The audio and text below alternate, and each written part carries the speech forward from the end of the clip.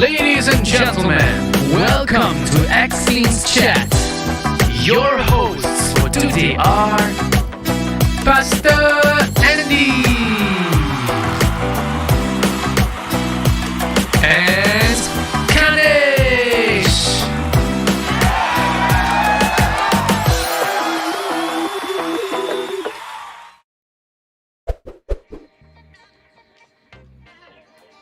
Yes. All right. Hey. Wow. Hey, now we got. Oh, can you hear me? Throw it. Wow, I also got a shock. Yes. Not bad, Now Yes. organizer got Not bad, production budget. A bit more budget lah. Yeah. Yeah, a bit more budget. Yeah. Wow. If we pay more, maybe the trailer can be longer also. Okay. Next Yes. time we have ending video, so next time. That's right. Okay, hey. Welcome everybody to ATCHAT. We are live right now on YouTube, Facebook, Instagram, I think also, and those of you who are on Discord, we are streaming our live stream there, right? That's Wow. right. Are we Kanesh, also today you look on very casual. Revo, Pastor? We are also in the Revo server, X-Team server, and I don't know lah. Anywhere else want to cetak rompak lah. Wow. Yeah, technically they can just take the stream from YouTube and just share, right? Which is fine. Feel free to do that. The more the merrier. We want this message to go out. We want people to know what we're talking about tonight because it's such an important and timely and significant topic. Kanesh, did you know that today is International Youth Day? Wow. I Yeah. just found out like probably at 7 when someone wished me, hey, happy International Youth Day. I'm like, thank you. They wish you They also wish me. Yeah, how I found out. 25, you're about there, Pastor. Yes. 25 and below will get wished happy International Youth Day. So today is International Youth Day, and we thought it would be good to talk about youth. But what else do we talk about here, right? We are We always talk about youth, yes, correct. Yes. And things that youth go through, right? Yeah, that's right. Yes. What do you tell us what we are going to be talking about tonight while I share the live stream on Facebook? Yes. Okay. So if you can see the title or the topic shown on the screen or wherever on YouTube or whatnot, today we're going to talk about teenagers and mental health, right? And we do know that this is a rising concern within our community of people. So I thought that it'd be nice to talk about it during International Youth Day, Pastor. Yes. Although we plan all this. We plan all this to the T, even though we didn't know today was International Youth Day. Yes. We just acted like it is. Like, okay, cool. All right. But it is also very timely. Very timely. Yes. There's probably a reason for all of this. Yeah. That's right. But it's not just me and Pastor Andy who will be carrying this topic. Although we'll be hosting and we'll be talking about this. So first of all, if you're tuning in, remember that you have a say. So make full use of the comment section on YouTube or on Discord or on Facebook or on Instagram. We want to hear from you and your thoughts even as we go through this discussion. Or if you have any questions at all regarding mental health, remember that there is a Slido link attached to this screen. I think it's on the top left corner right there. Okay, just scan it and it will link you to Slido. Ask any questions or as many questions as you want, even as an anonymous person, and we will attempt to get them answered. All right. Of course, if you have any thoughts or any fear of yourself getting into a mental trauma or depression or mental state where you need help, remember that there are people that you can contact and people that you can speak to. I just wanted to put it out there at the front of our show. There's numbers shown on the screen. You can take a picture and do reach out to them if you need help. Cool. Okay, so we have two amazing people with us. Yes, Pastor Andy? Yes, two amazing guests, but they're not just guests. They're here for a reason, and tonight we'd like to pick their brains and their experience and on their heart as well to address this issue on mental health among young people, among teenagers, as well as suicidal thoughts, tendencies, and attempts even. When I think when you and I were growing up, I don't think it's something that we openly talk about, right? And yes. So the impression or the perception. I actually only hear about this whole mental health suicidal thing, right? Like since 3 years ago. Okay, all right. Right? Yeah. But I'm sure it's been going on for some time. It's just Yes. it's now much more open. Information is more available, with the internet and all that. And I think it's good to not sweep it under the carpet, and bring it out in the open and see how we can maneuver through this issue, and hopefully we can be helpful to the young people watching tonight, and whoever, your friends, and yeah, just anyone who's watching, or maybe you are someone who care for young people. I think we want to reach out to you as well. So tonight we have two clinical psychologists, who will be with us tonight. The first one is, they say ladies first, right? So we introduce the lady first. We have Faith Chong with us. We will get Faith to introduce herself a little bit more later. And then we also have Roxas.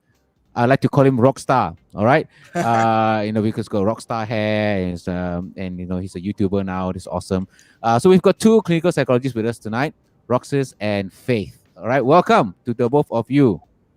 Maybe Faith, you can tell us a little bit about yourself, your background, what do you do, just a quick introduction. Yeah, so I'm a clinical psychologist. Right now, I'm practicing in a private center, seeing some clients. Before this, I have a master's in clinical psychology, a master's in counseling.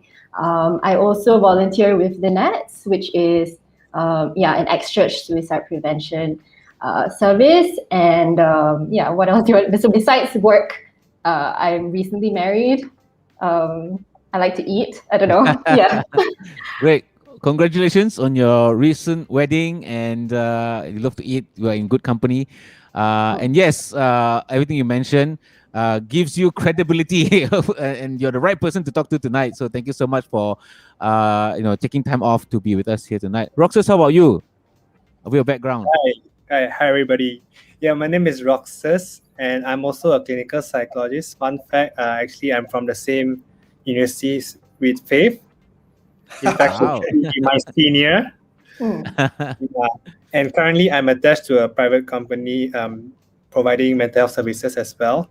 But previously, I was with an NGO where we provide mental health services for the underprivileged community. All right, so I can't say the same about myself being married to Faith, but I love sports. That's one thing I love. Yeah. Oh, great. Sports, and one day we'll I'm sure you will be married as well. You will find that one special person, right? I mean, now that you're online. Awesome. Okay. Yeah. Now that you're online, you just announced it. The whole of the internet knows that you're looking. Yeah. If you want us to put your number down at the bottom, also we can do that. Yes, Free advertisement. Yes. Free advertisement. Yes. All right, great. Kanesh, what's next? Yes, so thanks for introducing yourself, both Faith and Roxas, and thanks for being with us. If all of you watching right now, why don't you say hi to them, type it out in the comment section, and just show your appreciation that they are here with us on X-Scenes Chat today, yeah? So my first question is this, because earlier I did mention that the whole thought, or the whole buzz, the sound of mental health and suicidal news starts arising probably really only lately, I think the past 3 to 5 years, although I would like to think that this has been happening since I was young, maybe 10 years ago or 20 years ago. So why is it so, like, is it like much more cases nowadays compared to last time that is being announced all over the place, or is it because people are more they watch internet, right? They watch YouTube, they watch influencers talk about it, and so the awareness for mental health is more, and people are more aware about their mental state. But why is this such a big topic these days in our community today? What are your thoughts on that? Okay, I'll go first. Yeah, I do agree. I think the awareness is more because there is a lot more education. There is more connection around the world because of the internet. So we can share that knowledge with everyone. I do believe that it's something that has that people have experienced for a long time, perhaps maybe didn't have the name for it. But if you're talking about the spiking numbers, especially of the suicide rates, not just mental health issues in general, it has significantly spiked. this year. And I think that's definitely exacerbated by the pandemic, the removal of our usual coping strategies. A lot of things have changed. Yeah. And for teens as well. Actually, it's quite timely that you mentioned that. I have statistics here. Okay, as shown on screen. I think Faith, you showed me this sometime earlier this evening, and we can see that in 2019. I don't know. This is total suicide case, right, in Malaysia by MediaCorp. Okay, so in 2019 we have about 609. Last year we have 631. But this year, just in 5 months, statistically in Malaysia, we already have 468. So probably if we calculate it just by numbers, right, it's definitely a spike, right? Definitely a spike. And I think earlier you mentioned that this is probably due to the pandemic, or maybe it is, right? But why so? How does the pandemic bring into this whole effect of suicide case rising in Malaysia? I don't know, Roxas, you can also chip in, but what are your thoughts on that?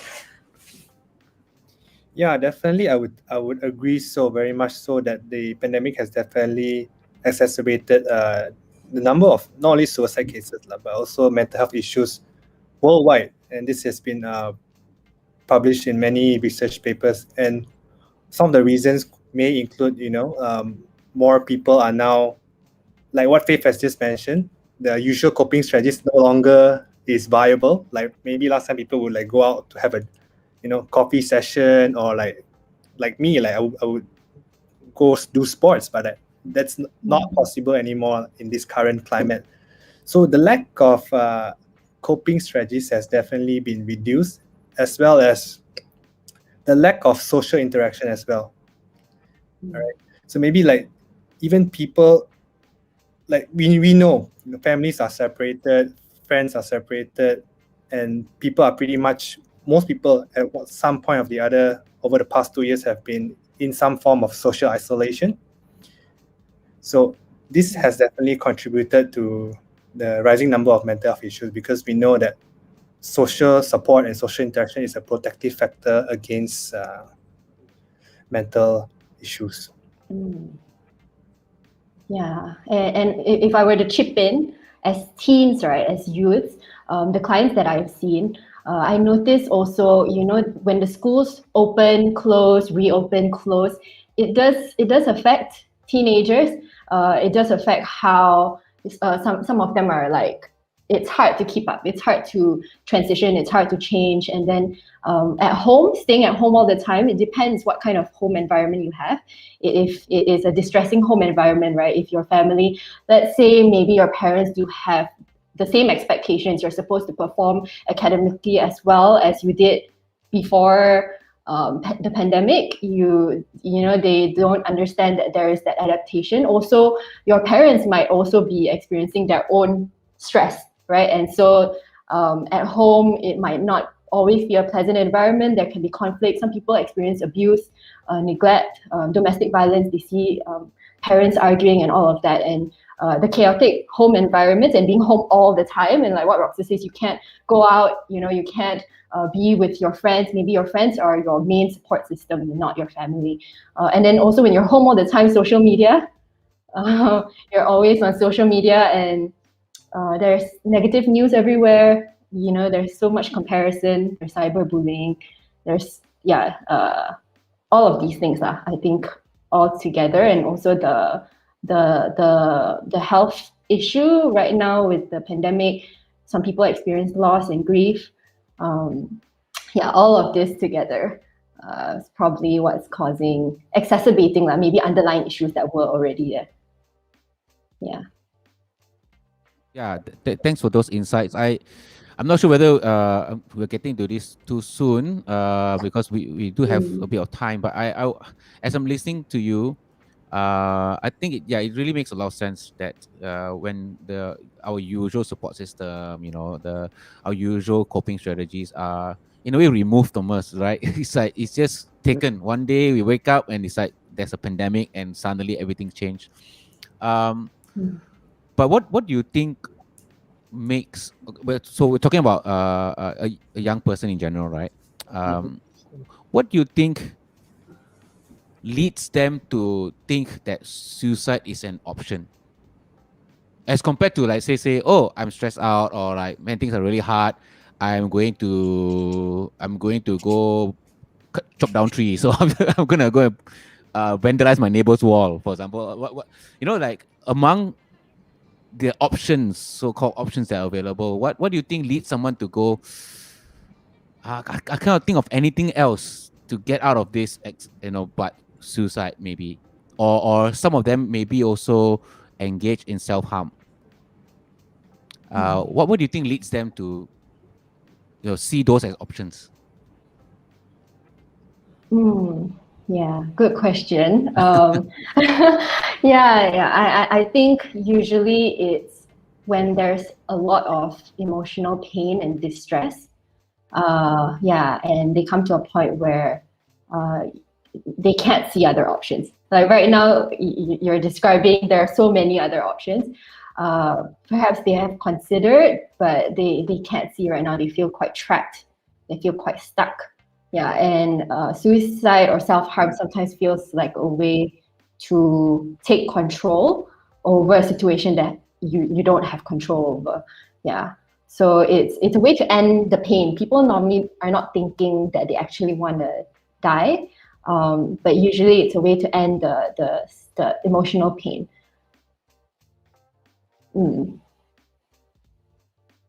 Yeah, something to add to this? Yeah, I agree with Faith. And oftentimes we see suicide is oftentimes the last option that a person would consider, because it's known that nobody wants to die. So usually suicide is the last option. However, at that particular point of time, it may be the only option that they can think of. So it's important, like us as the community, as pastors, as parents, as friends, as peers, to see and view from their subjective lens of the struggles that they are currently facing. Okay, great. So, you mentioned something about seeing from their point of view, perhaps, just to see. Sometimes when someone talk to us, we only can see it from our point of view, and we're like, hey, come on,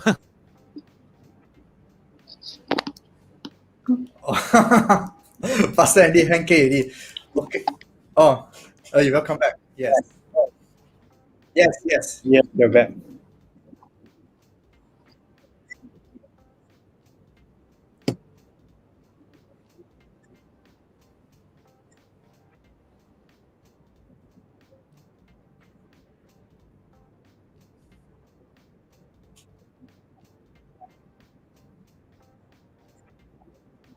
Seeing an activity that we can go through right now, and then maybe could carry on with the conversation. Yes, so this is an activity that I've prepared for all of us. When I say all of us, it's not just between myself, Pastor Andy, Faith, and Roxas, but really everyone. Okay, so if you're tuning in via YouTube, Discord, or Instagram, or even Facebook, do play along with us. Do join and participate in this activity. What you can do is just type it out in the comment section below. Let's laugh together, let's play together, and let's have fun together. Okay, so on the screen, I will show you some images. Okay, so there are about 5 to 6 images. We have all played this before. You will just need to say what is the first image that came into your mind, okay, when you see the image. Don't take so long to study the image and try to be very scientific about it. Just be very quick. What's the first thing you see, or what's the first thing that comes into your mind when you see the image? Okay, cool. Let's start. All right, the first image is the easier ones, okay, something we see every day. This one. Wow. Okay. What do you think? Faith? Rabbit. Faith says a rabbit. Roxas? I see a duck. Pastor Andy, what do you see? It's a rap duck. Rap duck, yes. A rapping duck. yo, quack. Yes. Okay. I think we can move. Oh, Jaden say it's a blob. Yeah, okay. It's That's a blob. Jaden for you. Okay. Blob. All right. Ink. Anyone else? Just type it out. Okay, so let's move on. We have the next image. All right. This one. Wow. Wow. Faith, Wow. She looks like Taylor Swift. that's a she. Mm. Or Roxas. Yeah, I see a female face as well. You see Taylor Swift as well. Not quite sure about the Taylor Swift though. Okay. Pastor. Yeah, I can see the Taylor Swift or whoever it is, but I guess I'll give a different answer. I see a man with a huge nose playing the saxophone. Wow. Yes, yes, yes. I'll tell you what I see. Just black paint on the wall. Splattered. How you paint your wall, right? Yes, yes. But yeah, so there is this guy playing the saxophone, short old man with long nose. Okay, and then there's the female lady. Jaden says he sees some guy playing a saxophone and some leaves. Is that leaves? Oh, okay, sure. And There's Yue one sees a leaf. lady. Kristen sees a lady. All right, let's move on. Okay, All right. next picture. This one. Wow. Wow, this one. Let's start with Roxas. Well, the first glance I see an old couple. Not sure if they are a couple, but yeah, old lady and old man.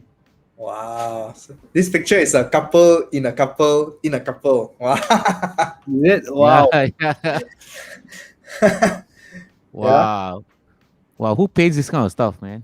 Wow, it's a paint. Okay, and then actually in the middle, right? I you don't can know. see the what's that? The cup, right? Yeah. The cup that you drink communion from. Oh, so it's a light bulb and a cup and the what chalice is it? What do you call it? Chalice.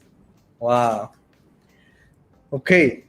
Yue says an old couple. Yes. Faith, you saw an old couple or the younger ones? Old couple. Old couple. First impression. Right. Right. Okay, cool. Wow. Let's move on. Aaron says Mexicans chilling. Yeah, Mexicans chilling. Okay, next picture. I think this is number 4. Hui. Wow. Wow. Okay. Wow. All these painters, huh? Okay. Okay. Faith. An old lady. Old lady. Really? That's the first thing you see? Yeah, that's the first thing I Okay. saw. Okay. Who hasn't slept for a while, this lady? Oh. Her eye bags, all dark rings around her eyes. Wow. Yep. Roxas. Yeah, Yeah. similarly as well, an old lady. Wow, is it that easy to see the old lady? Actually, I first saw like the horse and the the guys there. I saw the old lady first also, then the horse and all that came Right. came out. Wow. Yeah. Okay. Yeah, a lot of people are saying they see the old lady first. All I right. see old lady, yeah. Yes. Someone say Picture Ice number- Mountain. Picture number 5. Or a ghostly mountain lady. Okay, next picture. This one. Oh, okay. Wow, this is really abstract, abstract picture. Yeah. Pastor, you can go first for this. I saw the white pillars. We call pillars, is it? Yeah. Or Pillars. Yes, chess pieces. I don't know. pillars. I saw that chess first. Then I saw then later I saw the shadows or whatever. you call The it. in between, huh? Yeah. Faith and Roxas, you see that? Yeah, same. Only when Pastor Andy pointed out the black. Oh, you did see the Took a while. Yeah. Hmm. yeah. Yeah. We got Okay. white chess pieces. That's from UA. Yes. Okay. Someone say I saw a lot of people standing around. No physical distancing. Where is that from? Facebook? Discord. Okay. Cool. Yes. Okay. Last picture, and I think I've kept the most difficult one to the end. I hope it's difficult. If not, I will sound quite bad. All right. Next one. This one. Is Yeah. it difficult? Roxas, what do you see? I see a young lady. You see a young lady. Do you see anything else? Maybe Faith. What do you see? Yeah, I'm trying to twist my head a little bit just to. I see the old lady also. I saw the young lady first, then I saw the old lady. Oh yeah, I see the old lady now. Actually, it's really hard to see the old lady. I feel The old lady. Now I Her can't unsee it. her neck, what you call it, that the choker thing is Yeah. the old lady's lips. Yes. It's quite disturbing, this drawing. Yeah. Yes. What do people see? Okay, no social distancing. Yeah, that's on the chess piece earlier. All right. Someone asked on Discord, does Kanesh just stare at these kind of pics when he's free? Yes, Yeah. I do. That's why Nicholas- I'm so smart. Every time I see something, I see two things. Nicholas Ng, who is single by the way, says I see a young beautiful lady. Wow. I don't know how he knows she's beautiful because she's can't even see her face. Yes. Maybe she thinks the old lady is the young lady. Maybe unless his definition of young lady is the old lady lah. Yeah.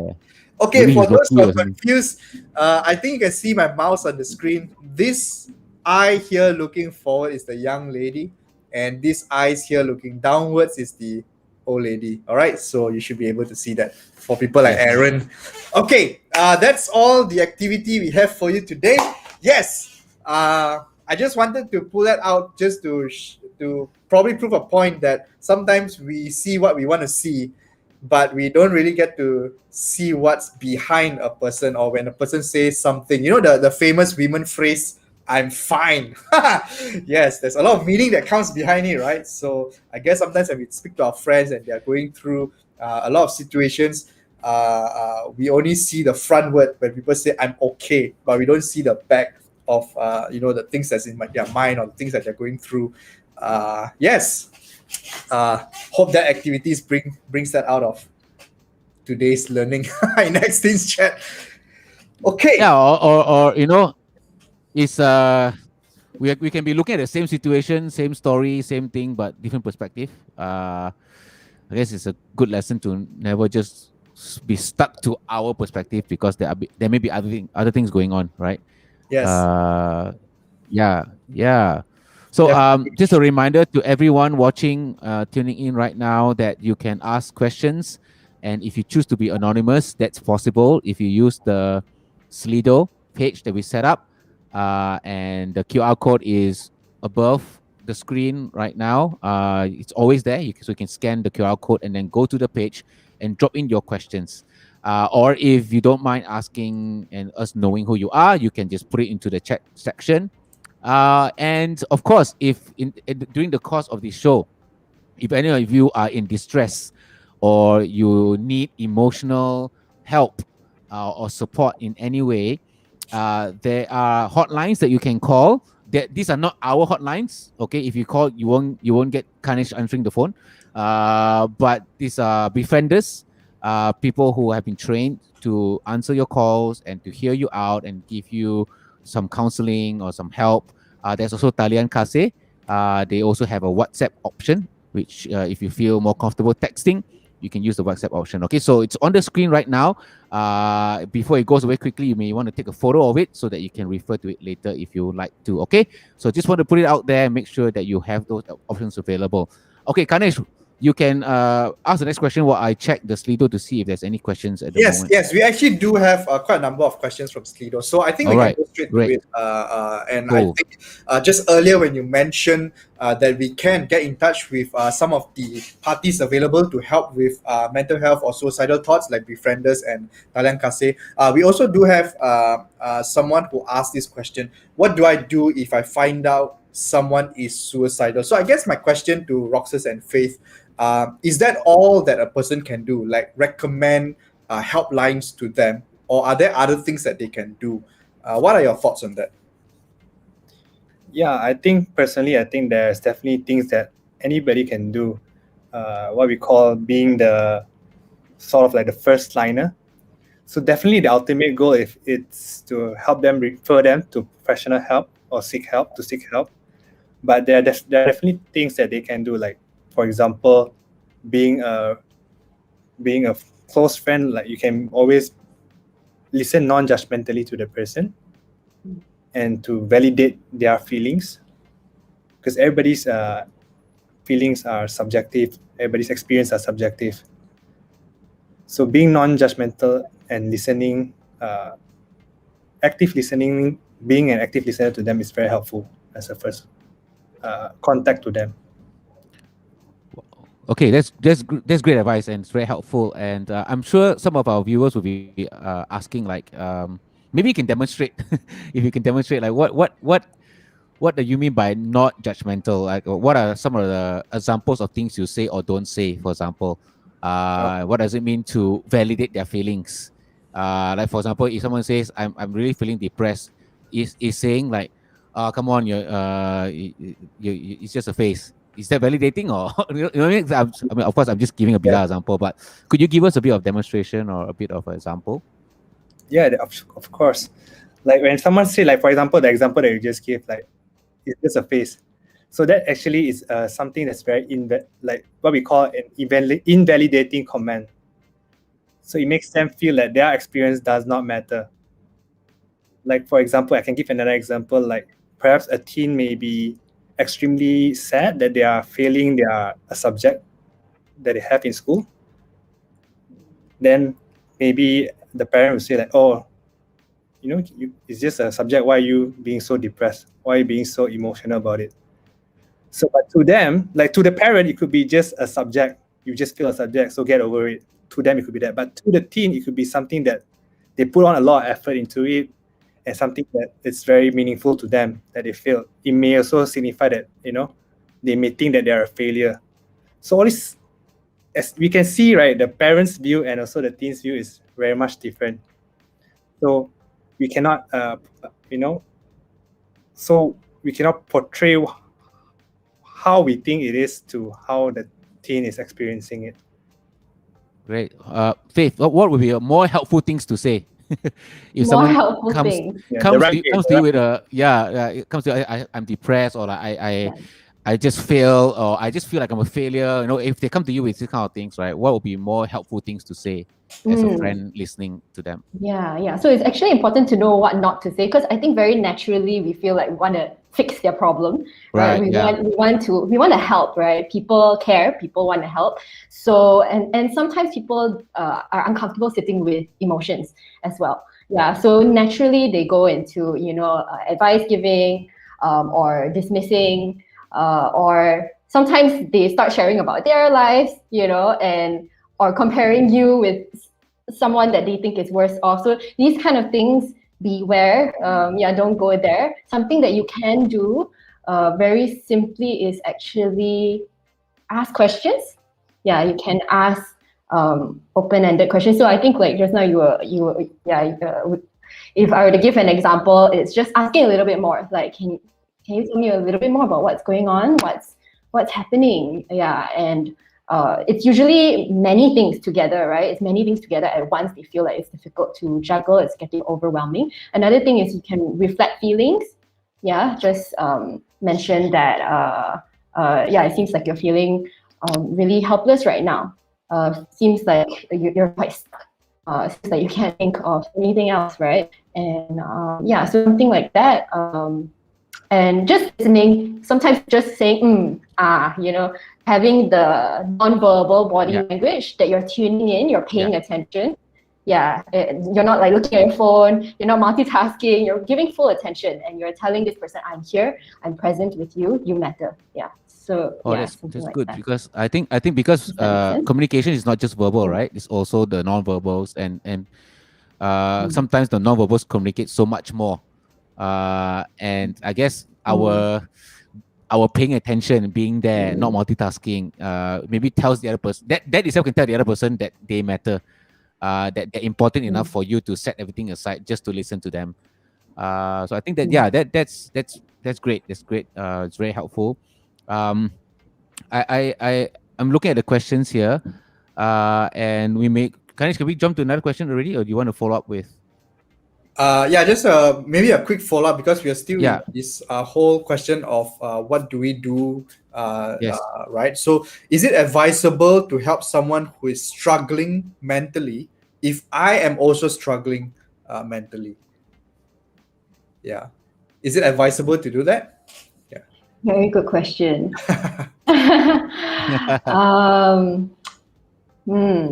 I think to a certain extent, Yeah, I think to a certain extent, helping each other, caring for each other, even when we have our own mental health issues, it can be something that is helpful for us as well. It can be a way to cope as well, to support each other to a certain extent. Yeah.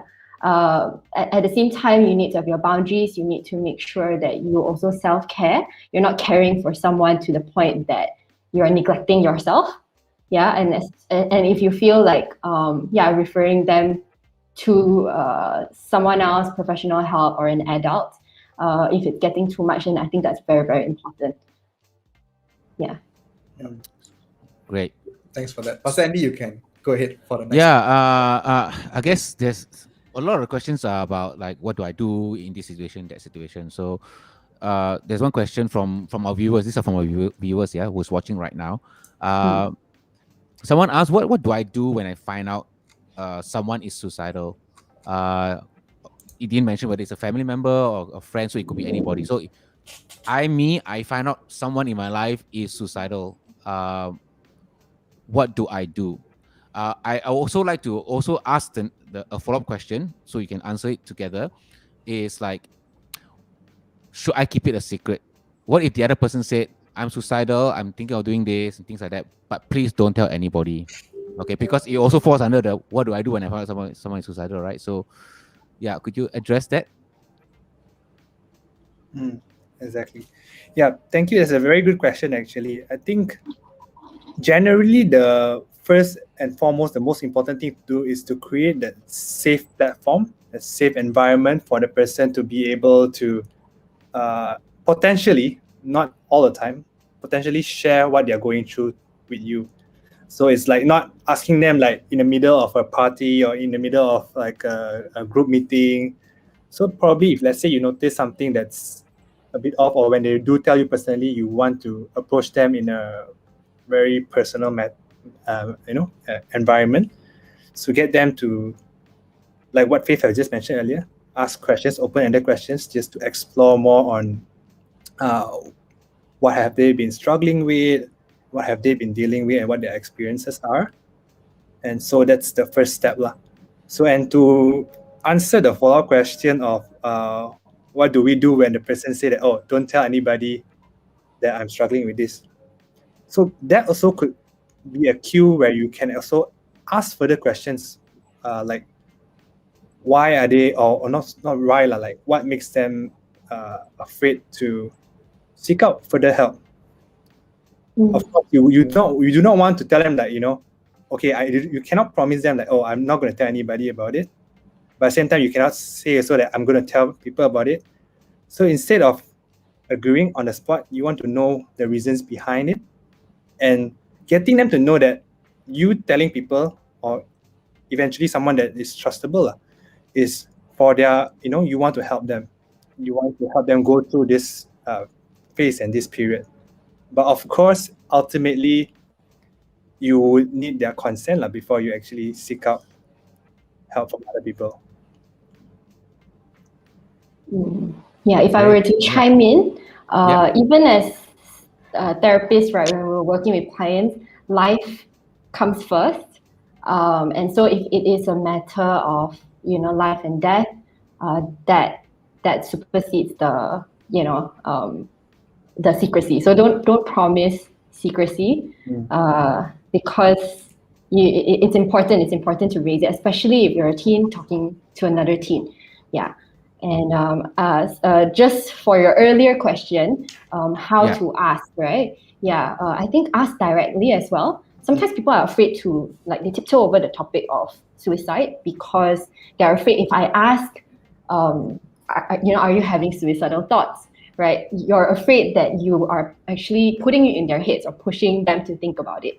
Whereas through research, actually, it's been shown that that's a myth. It's not true. Actually, it provides a lot more help than it hurts, because when you ask, you're actually giving them an avenue to know that it's okay to talk about this. It's okay to have these kind of thoughts, and you give them that relief as well to be able to share with you, the opportunity to connect with you as well. So ask directly, of course, sensitively, but directly about suicidal thoughts. Yeah. Okay.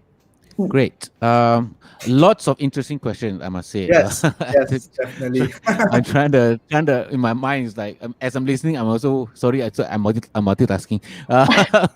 As I'm listening, I'm trying to okay, we want to ask next, but it's really really interesting ones. I think maybe want to address this because you know in Slido right there's this like button that means a lot of people like that question to be asked. Yeah. So so I'll go that way. And the question goes this way, right? What is a practical way to overcome my suicidal thoughts when they come? So this could be coming from someone who have experienced that before, and this person is asking, I don't. I'm guessing like this person is saying, I don't want them. I don't want to have these thoughts lingering, but it comes to me. What are some practical ways for me to overcome these thoughts? I think first and foremost is very important to be aware of your feelings and your thoughts and actually sitting with that emotion without judging yourself. Because oftentimes we are oftentimes very harsh towards ourselves, like, oh, why am I feeling so sad? You know, I'm so useless that I'm so down right now. So it's very important to love yourself, to be aware of, yes, I'm feeling very down right now, I'm feeling very sad, I'm feeling very stressed right now. And it's okay to feel so. We are only human beings. Like it's, for example, right, if I were to punch you up, Sandy, right now, I'm pretty sure your face will your face will bunk out, right? Will be bunk out, right? So it's pretty much similar to emotions as well. We do feel sad, we do feel stressed for a reason, and it's normal to feel so, right? And, yeah, and also following with that, you want to validate your own emotions and accept them. Mm-hmm. Like, I'm feeling really down, and it's okay, and it's okay for me to feel so. It's all right.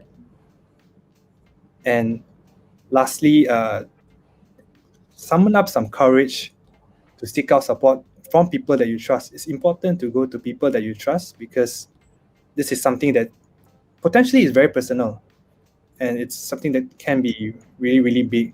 So you want to go to anybody that you think that, oh, these people is really some people that I can trust, and to voice out to them your struggles and your experiences and how you want them to help you. Okay, Yeah, very good. yeah, and with what Roxas was saying about awareness, I think you can, with the awareness, you can kind of have a sense of when usually these thoughts come. So sometimes you notice that they come, especially when the sun sets, okay, or at nighttime when you're alone in your room, or maybe during festive periods, right? Or maybe before your menstruation, right? So there's different kinds of times where maybe it comes more often than not. And when you have that awareness, there is that expectation that this happens commonly around these times, right? And then you can kind of have a plan of different ways that you can cope during these times when the thoughts, they do come. And one simple practical way is actually using cold water or ice. So one thing that actually is very simple that you can do is there's this thing called a mammalian dive response. We use this in a therapy called DBT, which works with very high risk cases and a lot of suicidal clients. And what it is basically you fill in a basin with ice cold water, and you close your nose and you submerge your whole head in that, and it kind of gives a whole response to your body. It kind of jerks the whole system, and it slows down the heart rate, and you feel calmer as well. And in terms of self-harm, it also helps. Another way is just holding ice or taking a cold shower. If you don't want to do the whole basin thing, holding ice or taking a cold shower, it kind of jerks the whole system. It helps you feel the physical sensations and pulls you out of that emotional frame of mind as well. Yeah, so these are some practical steps. I think also there was a video, right? I think that video on emotional regulation could be a good step as well. Yeah. I think this will be a good time to play the video, right, Ganesh? Organizers, you guys, you guys ready? I think since we're talking about this, I think it'll be good to also watch this and learn some practical ways to help us kind of like manage our emotions or even just relax. All right, so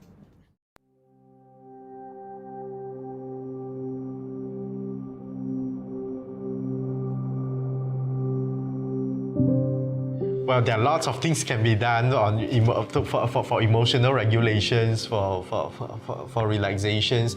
My favorite skills is something called mindful stop. So mindful stop, it's just a very short procedure or protocol. It's a 4-step thing. So stop stand for S, stop whatever that you are doing. So just get yourself comfortable. And T for take 3 slow deep breath. Yeah, so just mindfully observe your breath and take 3 slow deep breath.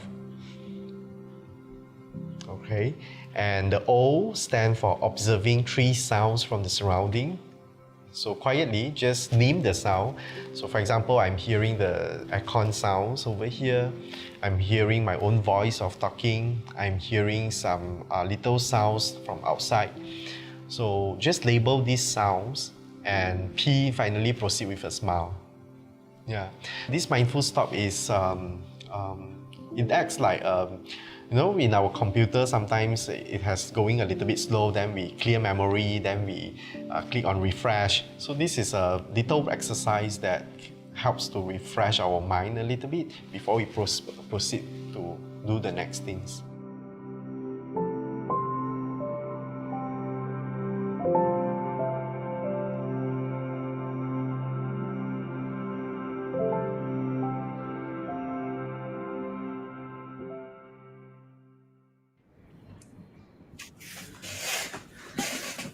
All right. Yes, that was good, huh?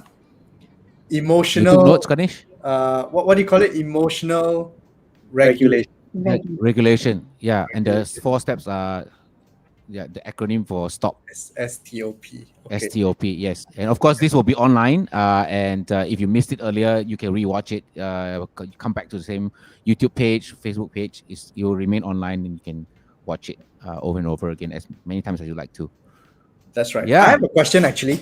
Maybe Yeah. can tie into one or two of the questions that is on Slido. We do have a lot of questions on Slido, and we'll try to attempt to answer as many as possible. But my question is like this, right? How do I ask this? I think depression, this is what I think, and of course you can correct me if I'm wrong. I think depression and suicidal thoughts is a accumulation of a lot of feelings over a period of time. So maybe there are days where I come back home and I feel that I had a bad day, and then the next day it happened again, the next day it happened again. But at the same time, I could be in a state of denial, right? Because I can think that, oh, it's just a bad day, it's just a bad day. But it accumulates to a point that maybe after a week, after a month or so, it becomes depression and I start having suicidal thoughts. But it's denial. It's just a bad day. It's just a bad day. So I guess my question is, at what point of time do I need to have a self-check that it's actually depression and it's not just a bad day, okay? And probably to another person who has asked the question this way, let me look for it. What are the early signs of depression and what are red flags to look out for? Yeah, so that's the question. Yeah. I think ideally, of course, we want to be aware of our emotions day to day. But I do understand, right? Sometimes we are in denial. Sometimes it's hard to address those emotions. Sometimes it feels like if I take time to address those emotions, what if I break down? What if that interferes with things? Early signs of depression, or what are red flags to show you, okay, maybe now it's time to do something about it. Is when it's prolonged. Okay, so like you are feeling really down, or maybe you're crying, or you've kind of lost interest in what you used to enjoy. These are some signs. There are signs like sleeping. You sleep too much, you don't sleep at all. That can be one. You lost your appetite, or you're eating a lot more, gaining weight. Your energy level is really low. It's hard to concentrate. It's hard to keep motivated. You're having suicidal thoughts, right? So these are some of the signs. When it's prolonged, around 2 weeks long, and you also realize that it's affecting your relationships, it's affecting your studies, it's affecting your work, it's affecting your functioning. Yeah, your ability to function in life in different spheres, or even in one sphere.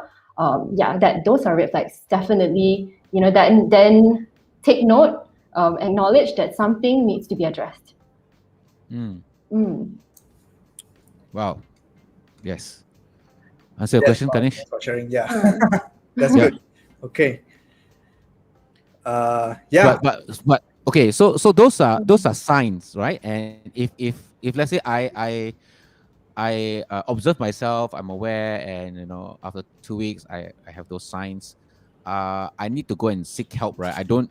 I shouldn't diagnose myself and start going around saying, okay, I watched this show, Exchange Chat. Okay, I pay attention. I've got all the signs. So everybody, I'm depressed. Well, I mean, we still need to go, right? No matter how knowledgeable we think we are, we should help. We should get help. Definitely. Yeah. I think even if it hasn't prolonged for 2 weeks, actually there's Yeah. no harm in seeking help. Even if you notice something is a little bit off, you can already start seeking help. Then you can get a screening from a professional. See if there's any diagnosis. If not, there are also things that you can work on. Yeah. So yes, definitely seek help. Don't self-diagnose from this video. So on that note, right, at the point where a teenager or someone who is at the point where they understand that they need to seek help, what are the assurance available so that they will not be labeled like, oh, this guy has a mental health issue, that kind of thing. I guess that those are some of the fear that we have as well. That once we step into an office of counseling, right, and then we are labeled like, well, you are not right, that kind of thing. What are some of the assurance that you can give to them? Yeah, I think most, if not all, mental health professionals are trained to do to create a very safe environment. So even I think the first thing that they do when they do meet the clients or the people who came to seek help is to assure them that whatever that's going to be shared between them will remain private and confidential. However, there are of course some limitations to that. And even in the case of minors, so we are talking about people who are below 18 years old, where parental consent is needed, we will still, before breaking confidentially, we will consult with the client like, I need to tell some information to your parents because you are still a minor, but I'm not going to tell them like every single thing that you share with me. So the mental health professionals are trained in a way that they have to create this very safe platform. That's the number one basis for any forms of psychotherapy or counseling. So that's something that I can assure you. What's harder to assure is how the community will react, and that's something that we collectively, on the larger scale, right? Like we have to address this. Yeah. And I think coming from a church context, we do come from a church background. I mean, this entire program, we have the capacity and the opportunity to make sure that church is a safe space, right? We know it should be, but it's not always been perceived that way. Some people, the last place they want to go to is church, right? Because the first thing that comes to mind is I'm going to be judged. For some funny, ironic reason, right? The church should be the safest place, but then it's perceived to be otherwise. So I think we should, I don't know, the church, we have a responsibility, and we have a lot of work to do, to reverse that perception. That and me being a youth pastor, running a youth ministry, we are working very hard to create that space. And I must say also in the last 2, 3, 4 weeks, a month, we have teenagers who have kind of opened up, some openly, like on a public channel where they just say that, hey, I'm going through this. Some of course privately, but to me that's signs. That's signs that there are some people who find that there's a safe space, and I'm glad to see that there are more and more young people opening up. And I'm also glad to know that there is help. Now we know where to direct them to, because when we every case. But that's leading me to one last question, I think, and I want to ask this. I know the temptation is to ask me back, but I will ask you. Okay, I want your opinion. Someone asked this: how do you differentiate between a mental health issue versus a spiritual issue, a spiritual attack, or some possession, or you get what I'm saying, right? Like it's a spiritual issue. It's not actually mental health. How do you tell? How do you know? Or is there a difference? Yeah. Very good question. A question that in our classes they do ask. Yeah. Very hard to differentiate between the two. Sometimes I think Pastor Andy would probably have a good idea idea of it. But yeah, we debate about it in classes. And they usually say like, whatever helps. Whatever helps the client. If therapy is what's going to help, medication is what's going to help, or church. And maybe there's a clearer distinction between the two, but I'm not so sure myself. Yeah, Roxas, how about you? How about you? Just your opinion. What do you think? Yeah, I think I have to echo with what Pep has just mentioned. Whatever that helps. And me myself personally, like even when people come, I had a client in the past where they come like, oh, it's a spiritual attack. Like it's hard for me to I can't really tell if that is a spiritual attack or is it depression. But I do my part. Like I do what we do in therapy, and then I refer, I encourage them to seek help from their own religious center, be it church, or if let's say it's a Muslim client, then yeah. Okay. Very interesting. I would admit, okay, so from my point of view, I think it's extremely difficult to tell the difference, and it's almost to that's why I asked the question earlier, like, is there even a difference, and is there even a need to differentiate? Like, it's almost to that point of like, we might not even need to differentiate because this person needs help. And I believe God created our mind as well. So it's not like only if it's a spiritual thing, then you go to God. If it's a mind thing, you go to a therapist. If it's you got stomach ache, then go to doctor. Our God created your body, soul, and spirit, right? And I don't think it's any different than a doctor. If I'm a Christian doctor and I have patient, I don't think I'll be like, hey, you know what? Can I try something? Don't take medication. You come here, I lay hands on you. In my clinic, like, I mean, if a doctor feels that he wants to do that, fine, but I don't think there's anything wrong with taking paracetamol, for example, and then still pray. Yes. So I that's my view. I feel like, whatever helps. And even if it's spiritual, it's some demon or something, whatever counseling still helps, because there's still a very physical part of us, there's a very intellectual part of us, there's emotional part of us. All that is real. All of that makes us. So I think, I feel it's not helpful to separate so clearly, like, oh, it's a spiritual issue, therefore nothing else is needed. To me. I think you summarized it well. There's this thing what we call, like when we talk about mental health issues, we usually say it's a combination of different factors, right? And so as a person, it's bio, psycho, social, spiritual. So it's like all these combination of factors together. And so even in my therapy sessions, before it, I will pray for my clients because it's all part and parcel, of a human, being human. I think it's also important to say that because some people might feel like they will resist other types of help because they think it's all spiritual. So they only pray, but they don't take medication, for example, or they only pray, but they don't seek counseling. And that's fine because that's their choice. If that's what their faith leads them to do, that's fine. But we also don't want to make those who feel like, but I need help. I'm a Christian, I pray a lot, but I need to take this medication now, or I need to go and see a counselor. I don't want them to feel like, if that's what you think you need, hello, son. If that's what you feel you need, I think it's okay. Hello. It's okay.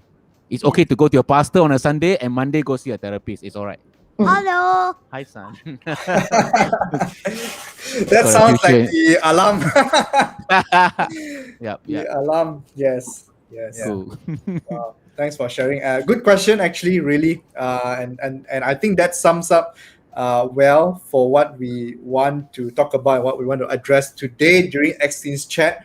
But we also have to admit and acknowledge that we have received a lot of questions on Slido, and even then we haven't even checked what's on Discord and on YouTube and on Facebook.